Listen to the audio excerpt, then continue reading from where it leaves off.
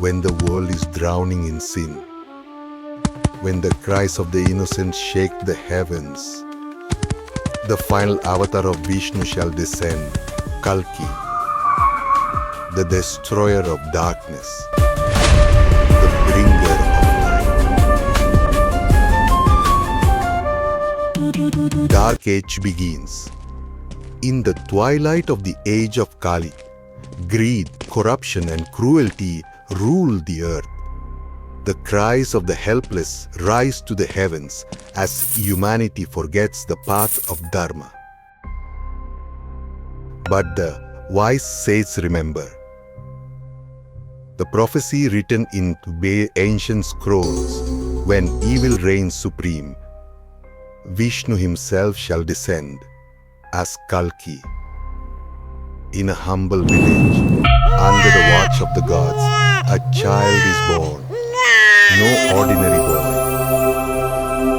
but the warrior destined to end the darkness. Years pass, and the boy grows into a master of weapons and mind.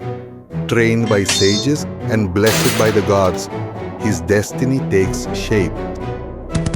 The kingdoms of men crumble under the weight of tyranny, but hope lives in the heart of one warrior, the chosen one.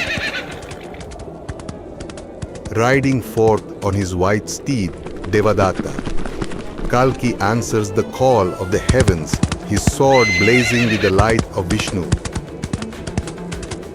The armies of adharma gather, demons and corrupt kings unite. But in the heart of the storm stands Kalki, the destroyer of evil. The enemies of truth vanquished, the world breathes again.